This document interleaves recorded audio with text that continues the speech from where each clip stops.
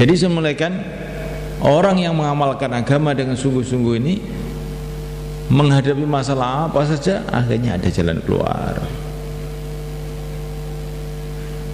di dunia ini. Bukan tidak ada masalah, ada masalah juga. Para nabi banyak masalah, tapi setiap menghadapi masalah ada jalan keluar.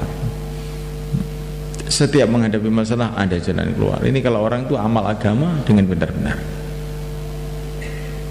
Kalau dia mati, maka menjelang mati para malaikat pada berdatangan. Alla takhafu wa la tahzanu. Jangan kamu takut mengenai yang kamu hadapi ini. Kamu enggak usah takut yang kamu hadapi ini. Kamu akan dikirim ke surga. Dan kamu tidak usah khawatir mengenai anak kamu, istri kamu yang kamu tinggalkan. Yang kamu tinggalkan semua akan dijaga oleh Allah. Alla takhafu wa la tahzanu, itu maknanya begitu. Alhamdulillah nasta'inuhu wa nastaghfiruhu wa nu'minu bihi wa natawakkalu alayhi wa na'udzu bihi min shururi anfusina min sayyiati a'malina. Man yahdihillahu fala mudilla lahu wa man yudlil fala hadiya lahu. Asyhadu an la ilaha illallah wahdahu la syarika lahu wa asyhadu anna sayyidina maulana wa habibana Muhammadan abduhu wa rasuluh.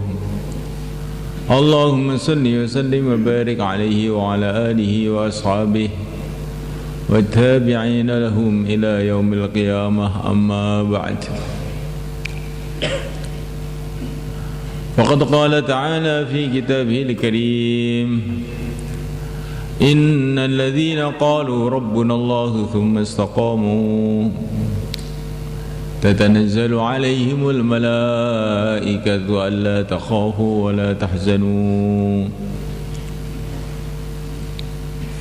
وأبشروا بالجنة التي كنتم توعدون نحن أولياؤكم في الحياة الدنيا وفي الآخرة ولكم فيها ما تشتهي أنفسكم ولكم فيها ما تدعون نزلا من غفور رحيم. ومن أحسن قولا ممن دعا إلى الله وعمل صالحا وقال إنني من المسلمين. ولا تستوي الحسنة ولا السيئة ادفع بالتي هي أحسن فإذا الذي بينك وبينه عداوة كأنه ولي حميم وما يلقاها إلا الذين صبروا وما يلقاها إلا ذو حظ عظيم.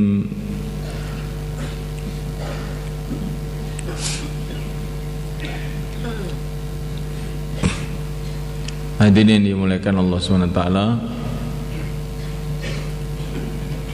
kita datang ke dunia ini bukan atas mau kita, bukan atas maunya manusia, tapi atas maunya pencipta manusia, atas maunya Allah SWT.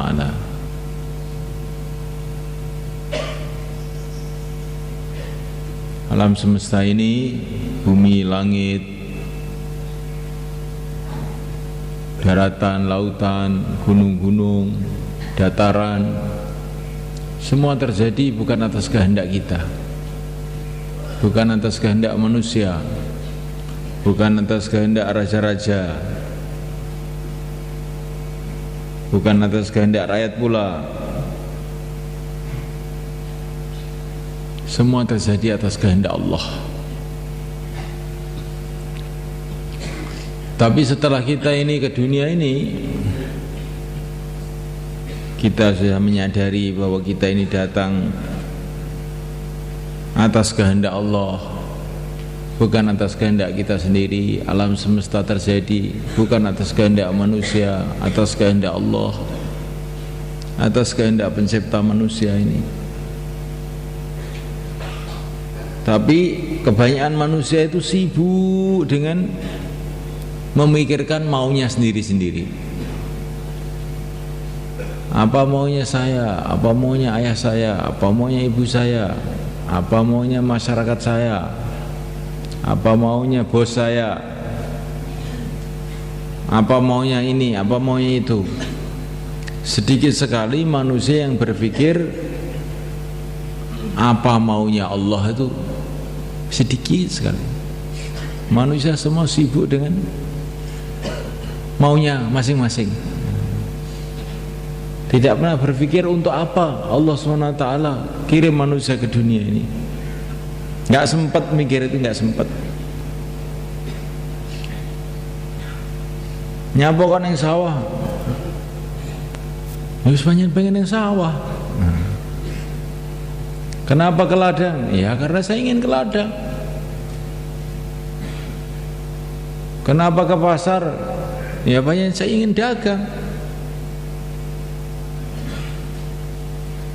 Manusia sibuk dengan keinginannya masing-masing. Tidak pernah berpikir untuk apa Allah SWT kirim manusia ke dunia ini. Bahkan manusia kebanyakan lupa sama sekali perkara ini, tidak terfikir sama sekali. Oleh karena itulah Allah mengirim nabi-nabi, rasul-rasul.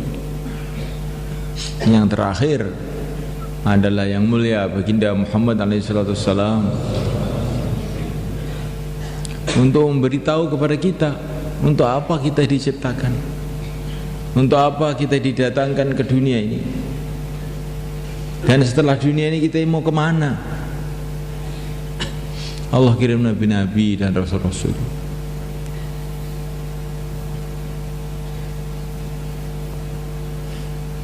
Yang mulia baginda Muhammad SAW sudah memberitahu kepada kita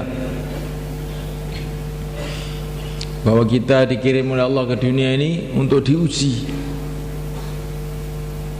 yaitu dengan agama ini. Siapa yang mengamalkan agama, maka Allah akan ridha kepada dia, sehingga kehidupannya di dunia ini akan diberkati oleh Allah. Walau anna ahlal qura amanu wattaqau lafatahna alaihim barakatim minas samai wal ard. Kalau orang itu mengamalkan agama, maknanya imannya lurus, amalannya takwa. Imannya lurus, amalannya mengikuti syariat, mengikuti aturan yang telah ditentukan, yang dibawa oleh Rasulullah SAW. Maka di dunia ini Allah akan datangkan barakah, kebaikan-kebaikan dari langit, kebaikan-kebaikan dari bumi. Kebaikan dari langit itu apa? Allah akan datangkan ketenangan, ketentraman, kerukunan, kebahagiaan. Allah datangkan barakah dari bumi, kebaikan-kebaikan dari bumi. Tanah menjadi subur, mata-mata air jadi baik, gunung-gunung tidak meletus, lautan bermanfaat untuk manusia, tidak tsunami. Di kebaikan-kebaikan datang dari bumi, kebaikan-kebaikan datang dari langit. Kalau amal agama ini kita pegang betul-betul. Hari ini manusia punya pemahaman bahwa kehidupannya itu akan baik, akan tenang, akan tenteram, akan bahagia kalau punya uang, kalau punya rumah, kalau punya istri, kalau punya teknologi, kalau punya titel, kalau punya pengaruh, kalau punya jabatan.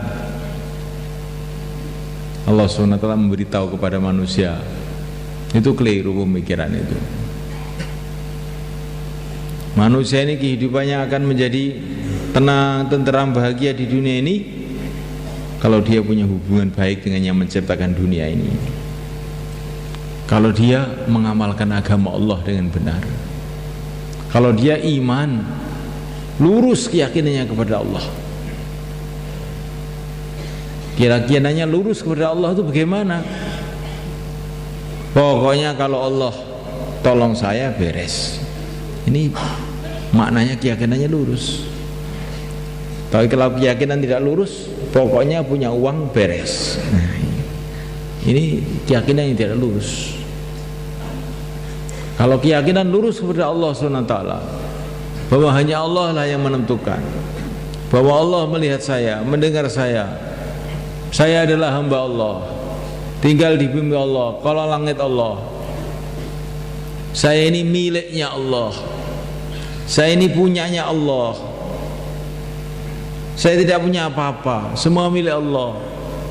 Keyakinannya lurus, sehingga dia berjalan dengan penuh malu kepada Allah, tawadhu kepada Allah, tidak berbicara kecuali perkara yang diridhoi oleh Allah, tidak berbuat kecuali perkara yang disukai oleh Allah. Ini keyakinannya lurus. Kemudian amalannya lurus sesuai dengan keyakinannya itu, maka dunia ini dia akan jadi berkah, hidupnya akan jadi berkah. Walaupun dia tidak punya uang, walaupun tidak punya jabatan, walaupun tidak punya apa-apa, tapi kehidupannya akan diberkati oleh Allah. Datang pertolongan Allah dari langit, dari bumi. Contohnya kehidupan para nabi. Contohnya adalah kehidupan para nabi, kehidupan para sahabat, kehidupan para wali-wali Allah. Inilah kehidupan yang baik ya. Walaupun menghadapi kesulitan apapun, akhirnya dapat jalan keluar juga. Kayak Nabi Yunus alaihissalam, dibuang ke lautan, dimakan ikan, dibawa oleh ikan itu menyelam ke dasar laut. Tapi ini orang takwa, mengamalkan agama dengan sempurna, orang yang taat kepada Allah, akhirnya ada jalan keluar juga. Tawajuh kepada Allah, la ilaha illa anta subhanak, maha suci Allah, memuji-muji Allah, mensucikan Allah.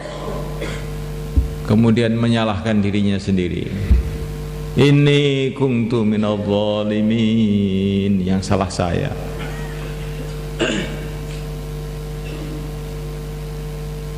Maka orang yang seperti Nabi Yunus alaihissalam punya arah pemikiran seperti Nabi Yunus alaihissalam, fastajabna lahu wa najjaynahu minal gham wa kadzalika nunjil mu'minin. Kesusahan-kesusahannya semua dihilangkan oleh Allah, kesulitan-kesulitannya semua dihilangkan oleh Allah. Wa kadzalika nunjil mu'minin. Begitu juga orang-orang iman yang mengikuti jalannya Nabi Yunus alaihissalam.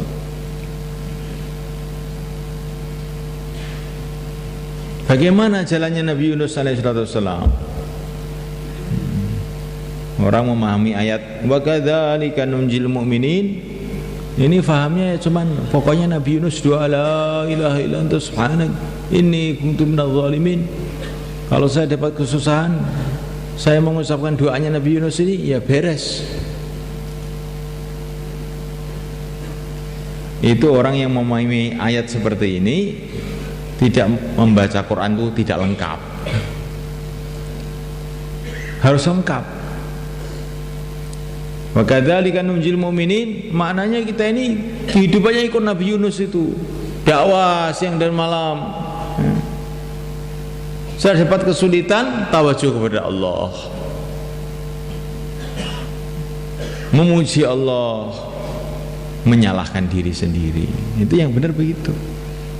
Bukan hanya doanya aja dibaca, tapi kehidupannya tidak diikuti. Kalau ucapannya aja yang diikuti, tapi kehidupannya tidak diikuti, itu seperti orang yang melihat dokter ke rumah sakit. Wah, enak betul di dokter itu ya. Orang datang dilihat 50.000, nah sudah masuk kotak. Datang lagi 50.000, nah, cuman nulis erek-erek gitu dok kok 50.000. Akhirnya dia pulang, dia duduk, kemudian ditulisi.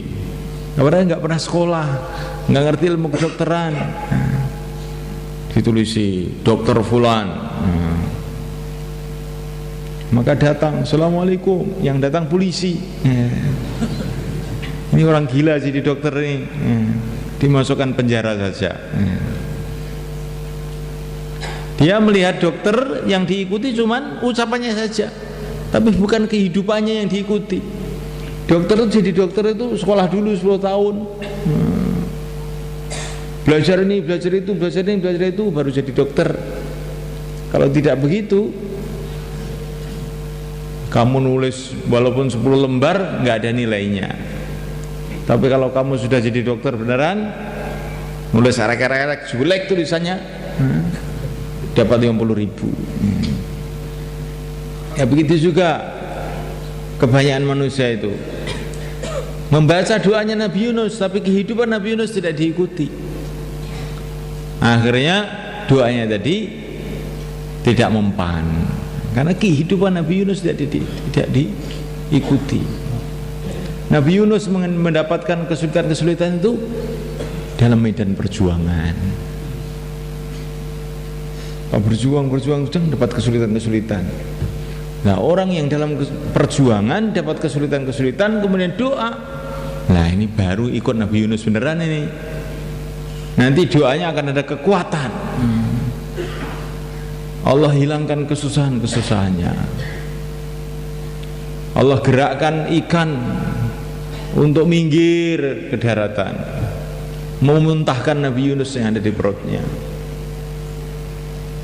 Nabi Yunus keluar dari perut ikan dalam keadaan lemes loyo, karena sudah lama di perut ikan itu, 40 hari di perut ikan itu, sudah nggak kuat apa-apa.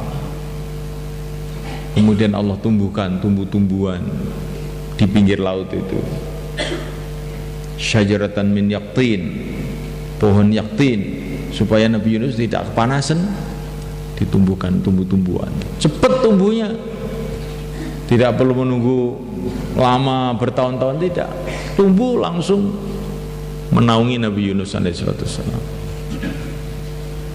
Beliau lapar, maka Allah gerakkan kijang-kijang yang ada di hutan bergerak memberi susu pada Nabi Yunus alaihissalam, sehingga enggak kepanasan, minum susu segar lagi. Masya Allah, semua berkhidmat pada Nabi Yunus alaihissalam. Kemudian dia pulang, farsalnahu ila mi'ati alfin aw yazidun fa'amanu bihi famatta'nahum ila hin. Pulang, tahu-tahu 100.000 orang masuk Islam ya. Sudah perutnya kenyang, nggak kepanasan, selamat dari ikan yang ada di lautan, dapat tahsilan banyak lagi. 100.000 orang masuk Islam. Maka para masyayikh kita ini menghendaki kita ini dakwah dan banyak baca doanya Nabi Yunus ini. Paling sedikit 450 kali tiap hari. Kok 450 kali kenapa? Ya sudah, kamu amalkan saja, jangan tanya kenapa-napa. Ini sudah pengalaman. Seperti orang pergi ke dokter, ini pil minum 3 kali, kalau ini 2 kali. Kenapa kok 3 kali 2 kali? Kamu jadi dokter dulu, nanti tahu sendiri. Kalau kamu ingin sehat, minum saja. Jangan tanya-tanya, nggak bagus. Ini saya dapat pengalaman 3 kali minum pil, 2 kali ini saya sekolah 10 tahun. Kamu nggak akan paham. Ini syuting dimakan saja. Begitu juga kalau dikasih tahu ulama-ulama yang ahlinya, kamu 450 kali amalkan saja. Ini apa dalilnya apa? Kamu jadi ulama dulu.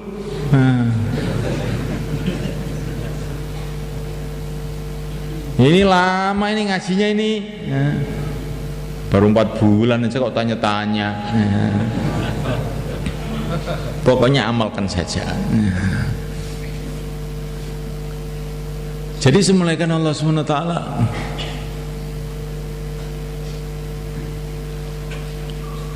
Al-Quran ini bisa difahami kalau kita ini dalam suasana perjuangan. Karena dulu Al-Quran ini diturunkan oleh Allah dalam suasana perjuangan.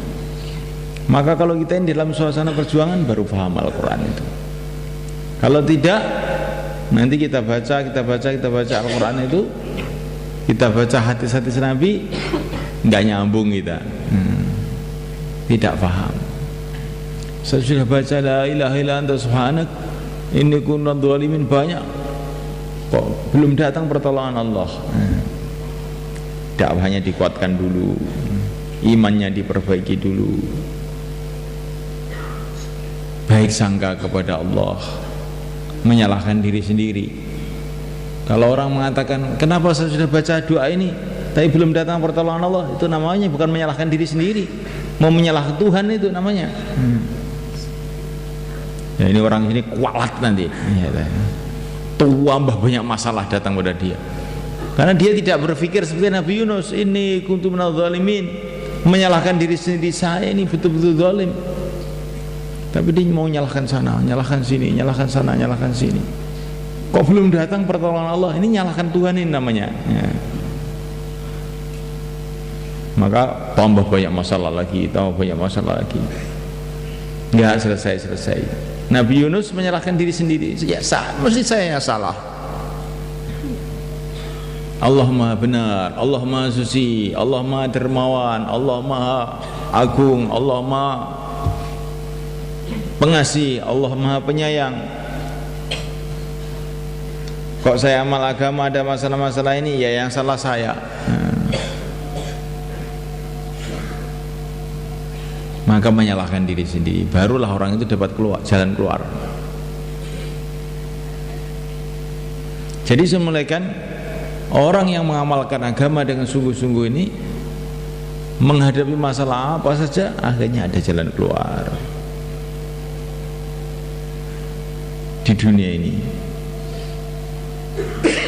Bukan tidak ada masalah, ada masalah juga. Para nabi banyak masalah, tapi setiap menghadapi masalah ada jalan keluar.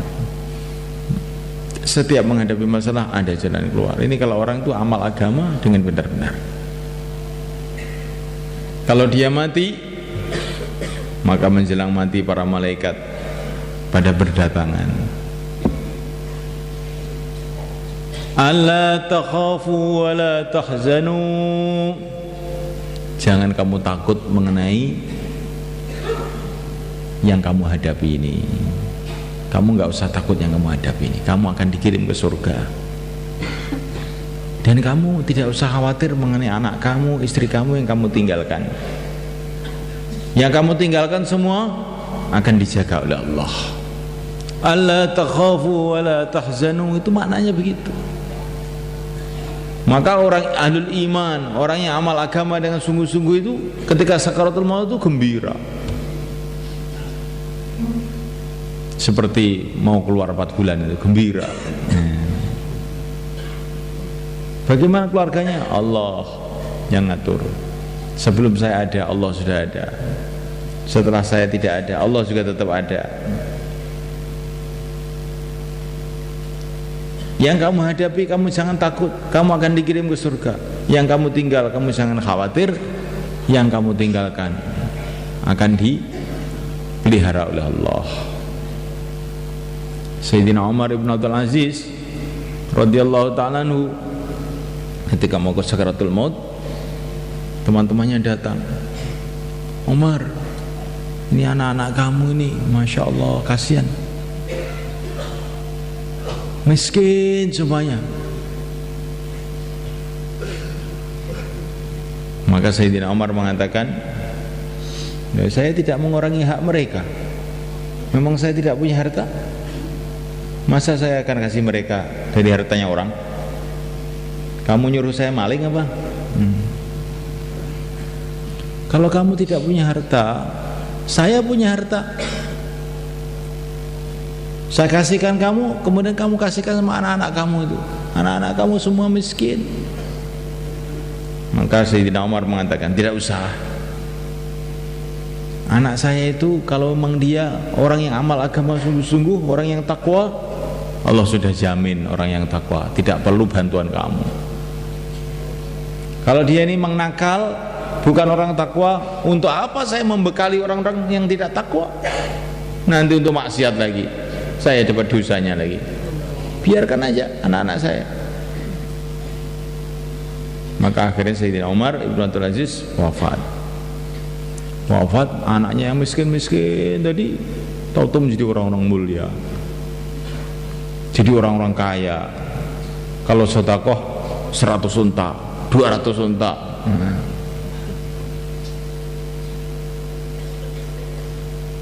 Maka dalam satu hadis dikatakan, kalau orang itu punya harta tidak dibelanjakan untuk yang diridhoi oleh Allah, gara-gara anaknya, gara-gara istrinya, gara-gara keluarganya, maka ketika dia mati ditanya oleh Allah, bagaimana harta kamu? Dari mana kamu dapatkan? Dan kamu gunakan untuk apa? Ya Allah, Engkau tahu harta saya simpan baik-baik untuk istri saya, untuk anak saya. Kamu zakat enggak? Wah, itu belum itu, tapi semua untuk anak-anak saya. Karena saya khawatir, ya Allah, anak saya jadi miskin, saya dimelarat, jadi kesulitan, sehingga saya lupa membelanjakan harta untuk ridhamu. Maka Allah berfirman kepada orang tadi, kalau kamu tahu keadaan anak-anakmu sekarang, kamu akan nangis di kuburan ini. Anakmu sekarang sudah melarat semua, katanya. Itu harta sudah habis semuanya. Anakmu melarat dan kamu akan ke neraka. Sebaliknya kalau orang itu menginfakkan hartanya sesuai dengan syariat, mungkin untuk keluarganya jadi berkurang, tapi di kuburan Allah tanya, bagaimana harta kamu? Ya Allah, Engkau tahu semua perkara yang Engkau ridhoi sudah saya infakkan. Saya telah infakkan untuk ridhomu, sehingga kurang yang untuk keluargaku, untuk anakku menjadi kurang, tapi hanya semata-mata karena mencari ridhomu. Seumpama kamu tahu keadaan anak kamu, istri kamu sekarang, kamu akan gembira, kata Allah. Mereka sekarang sudah saya cukupi semuanya, dan kamu akan masuk surga. Jadi jangan gara-gara keluarganya, gara-gara anaknya, terus kemudian kita ini tidak melakukan kewajiban agama. Zakat tidak kita tunaikan, sedekah tidak kita tunaikan, harta tidak untuk berjuang, hanya gara-gara anak, gara-gara istri. Akhirnya istri kita menderita juga. Tapi kalau harta ini kita infakkan sesuai dengan syariat, maka keluarga kita akan ditolong oleh Allah, kita sendiri juga akan dicintai oleh Allah. Semoga termasuk kita semua. Amin.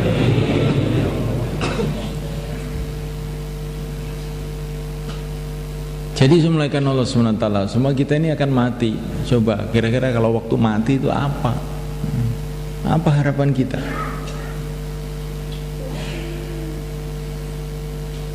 Harapan kita tidak ada lain kecuali kalau waktu itu Allah Subhanahu wa taala menyelamatkan kita dari kesulitan-kesulitan yang kita hadapi dan menjaga keluarga kita yang kita tinggalkan. Dan ini jalannya satu saja, kalau kita istiqomah dalam agama. Innal ladzina qalu rabbunallah tsumma istaqamu, kita istiqomah dalam agama, maka akhirnya kubur kita nanti jadi menggembirakan kita. Sebagaimana dikatakan Nabi, akan menjadi pertamanan surga kubur kita. Kita akan gembira di kubur kita. Amalan anak-anak kita, amalan keluarga kita akan ditampakkan oleh Allah kepada kita di kubur kita. Anaknya sholat, kita tambah gembira. Anaknya baca Quran, jadi hafid Quran, tambah gembira lagi. Anaknya memperjuangkan agama Allah, keluar 4 bulan, oh gembira lagi. Amalan anak-anak kita, keluarga kita ini semua akan ditampakkan oleh Allah kepada kita di kubur kita. Ini hadisnya banyak ini. Kelihatannya kuburan itu sudah sepi. Sepi itu dari luar, dalamnya itu tidak karu-karuan itu. Kata Imam Ghazali, kubur itu seperti orang tidur. Tidur satu kamar, yang satu tidur jadi temanten baru, mimpi, ya. Yang satu tidur dipukuli hansip, ya. Orang yang tidak tahu perasaannya sama aja tidur, tapi orang yang tidur terus sendiri, orang yang tidur itu sendiri perasaannya tidak karu-karuan. Begitu juga orang di kubur itu. Yang satu kuburan itu jadi pertamanan surga, yang satu kubur itu jadi lubang-lubang api neraka. Naudzubillah. Baca surat Tabarak yang banyak-banyak supaya kita ini selamat di kubur kita, insyaallah. Malaikat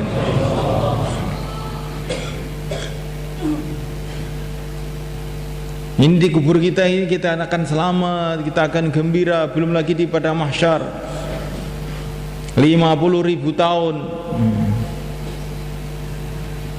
Barang siapa yang pernah memberikan pakaian kepada orang lain karena Allah, waktu itu dia dapat pakaian. Barang siapa yang beri makan karena Allah, dia dapat makanan. Barang siapa yang beri minuman karena Allah, dia dapat minuman.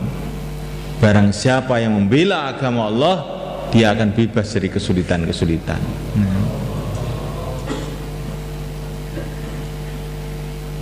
50.000 tahun di padang mahsyar, manusia semua berdiri untuk mendengarkan pengumuman apakah dia akan dikirim ke surga atau ke neraka. Tapi 50.000 tahun ini bagi orang-orang yang istiqomah dalam agama dipendekkan oleh Allah, sehingga seperti sholat 2 rakaat sebelum subuh. Baginda Nabi itu kalau sholat sunnah itu panjang-panjang, kecuali 2 rakaat sebelum subuh, pendek saja. Sehingga para sahabat itu mikir-mikir itu, Rasulullah itu sholat sebelum subuh itu baca Fatihah apa tidak, karena cepat itu sholatnya. Kalau kita istiqomah dalam agama 50.000 tahun jadi seperti 2 rakaat sebelum subuh. Orang-orang ahli iman di pada mahsyar ngomong-ngomong dengan temannya, belum selesai ngomongnya, tahu-tahu sudah elan, ini sudah selesai pada mahsyar, cepat ke surga. Masya Allah, ini ngomong belum selesai kok sudah suruh berangkat, ini gimana nih? Ini orang ahli iman. Tapi kalau orang tidak istiqomah dalam agama, nggak tahu apa yang akan terjadi, kecuali bila diampuni oleh Allah. Semoga Allah mengampuni kita semua. Jadi kita duduk di sini ini maksudnya bukan hanya dengar pengajian, datang malam istimewa, tapi bagaimana kita ini istiqomah dalam agama ini. Dan kita tidak mungkin bisa istiqomah dalam agama kecuali dalam satu suasana perjuangan baginda Muhammad SAW. Kalau kita ini dalam suasana perjuangan Nabi, ya baru kita istiqomah. Para sahabat dulu bisa istiqomah dalam agama sampai mati dalam agama. Mereka dapat ridha Allah, sedangkan mereka masih di dunia. Di mana mereka bisa istiqomah dalam agama? Dalam suasana mana? Di madrasah mana? Di pesantren mana? Para sahabat bisa istiqomah. Dalam suasana perjuangan yang mulia baginda Muhammad SAW. Jadi maksudnya kita buat suasana dakwah, kita hidupkan, keluar 3 hari, 40 hari, 4 bulan, hidupkan 5 amal masjid, hidupkan taklim di rumah, keluar masturot. Ini untuk apa? Supaya kita ini bisa istiqomah dalam agama sampai akhir hayat kita. Karena dalam suasana perjuangan inilah, dalam suasana fikir agama inilah, orang-orang dulu bisa istiqomah. Siapa yang bisa istiqomah renang? Ya orang yang dekat dengan air. Kalau hidup di padang pasir nggak ada air, suruh istiqomah renang, ceklek sikile.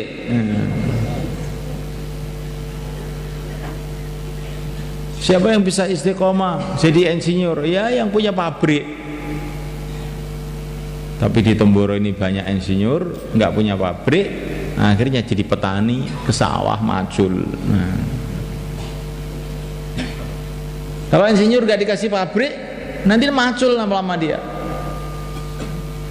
Atau jualan es lilin. Insinyur bisa tetap jadi insinyur kalau dia ini di pabrik. Dokter bisa tetap di dokter kalau dia di klinik. Begitu juga iman kita ini akan tertanam, bisa istiqomah, tetap jadi orang iman sampai akhir hayat kalau dalam suasana perjuangan Rasulullah SAW, suasana usaha Rasulullah SAW, dalam suasana dakwah. Pikir bagaimana orang-orang yang lupa kepada Allah bisa ingat kepada Allah, lupa kepada akhirat jadi ingat kepada akhirat, lupa kepada amal bisa ingat pada amal. Tiap hari kita mikir dalam suasana fikir yang demikian itu, maka kita sendiri yang pertama kali bisa istiqomah. Tapi kalau kita ini suasananya itu suasana dunia saja, mikir duit tok ae bendina.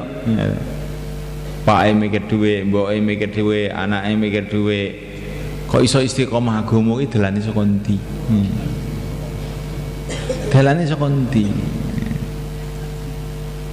Wong suasane duduk suasana agama, kok kon istiqomah ning agama, ya ora jalan.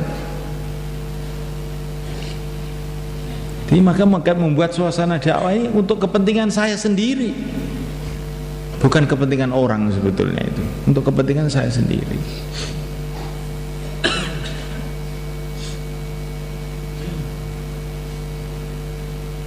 Kita membuat taklim di rumah, di masjid, untuk kepentingan siapa? Kepentingan saya sendiri.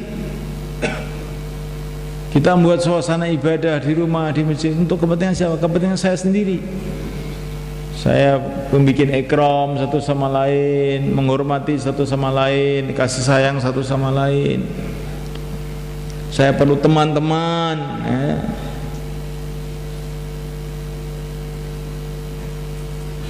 Supaya apa? Supaya saya sendiri bisa istiqomah. Kalau saya nggak ada teman ini nggak bisa istiqomah. Ya untuk supaya saya dapat teman, saya harus ikram, akhlak yang baik. Orang yang dermawan dekat kepada Allah, dekat kepada manusia, dekat ke surga. Orang yang pelit,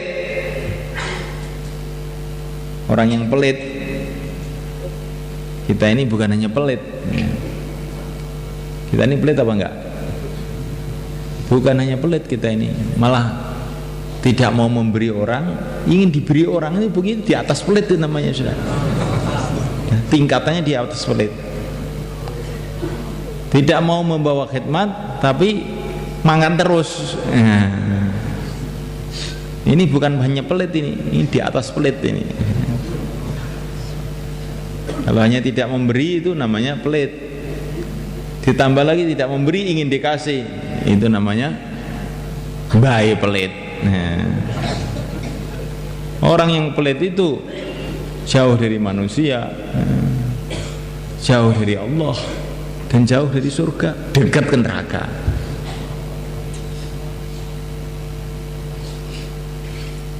Setan itu pernah berjumpa dengan seorang wali. Kamu tuh yang paling kamu senangi siapa tuh? Setan.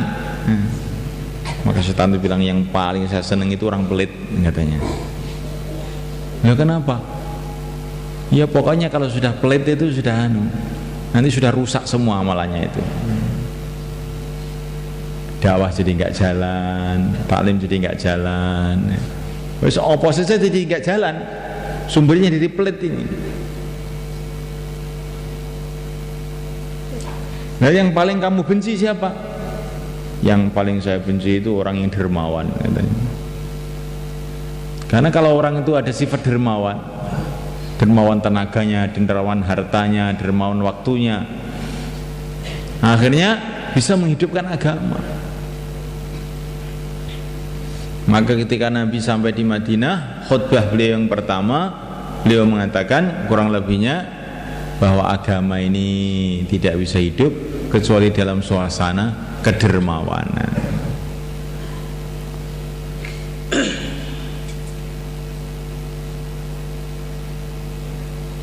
Masa neng markas mobilnya kosong nggak nggawa wong, ya termasuk pelit, itu termasuk ya.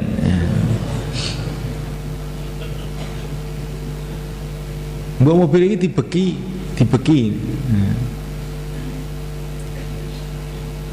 Terus jika aneh khidmat sisan, sehingga gak aneh sing alasan mulih bertalim akhir.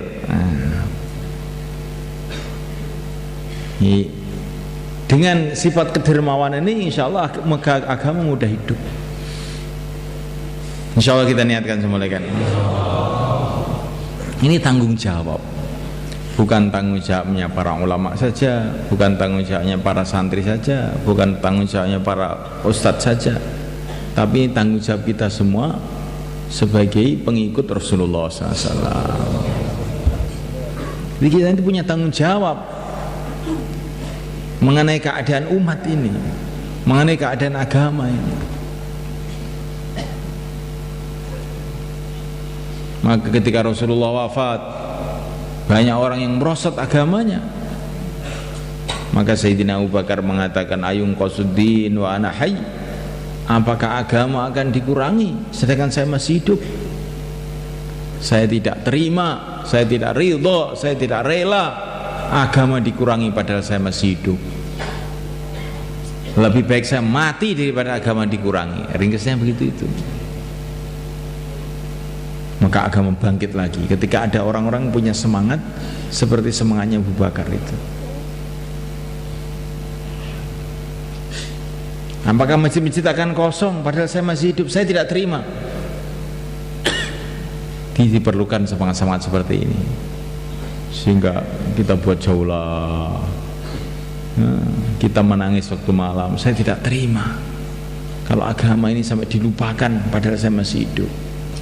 Maka malam hari jam 3 malam menangis, ya Allah turunkan hidayat, ya Allah turunkan hidayat. Pagi datang ke rumah-rumah, orang yang ke masjid diikram. Inilah yang dulu dibuat para nabi, itulah yang dibuat para sahabat.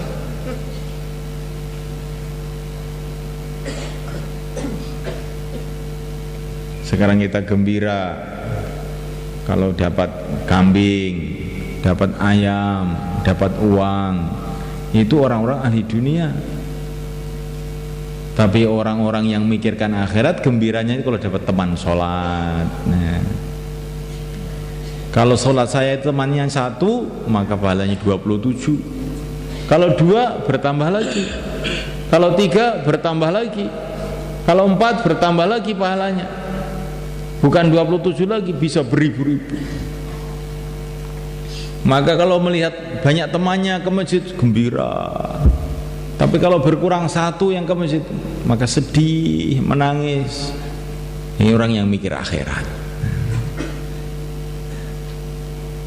Ada orang ditimbang amalannya, kata Nabi, ternyata amalannya buruknya lebih banyak.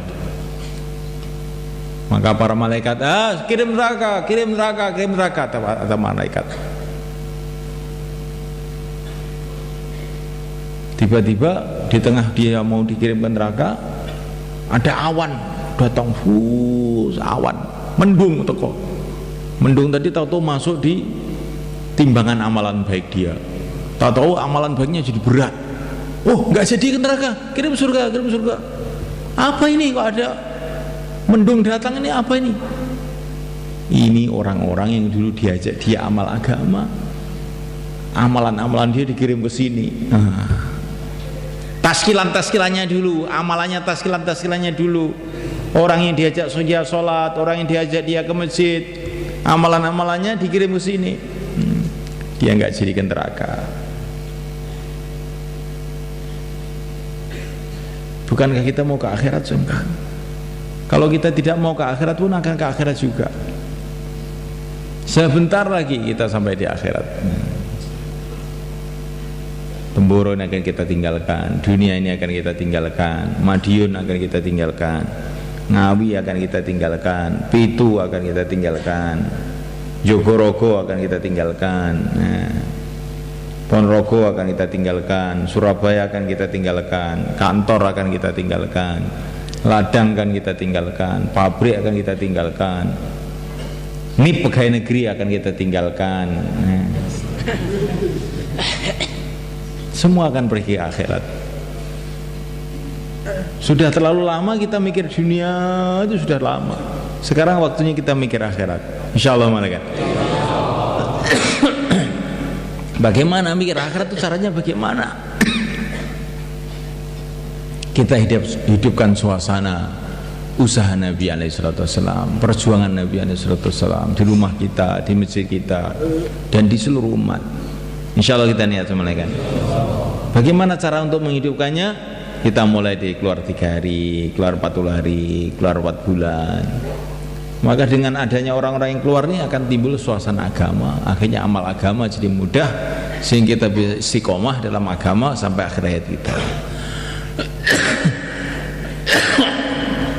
Yang mau keluar 4 bulan, 40 hari, silakan beri kesempatan.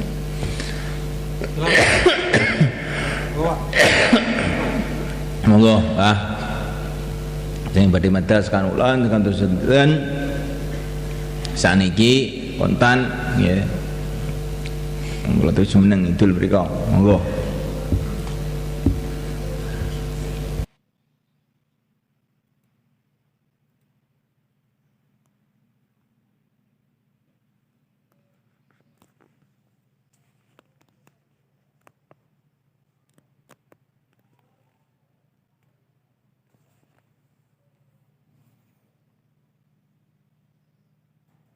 Innal hamdalillah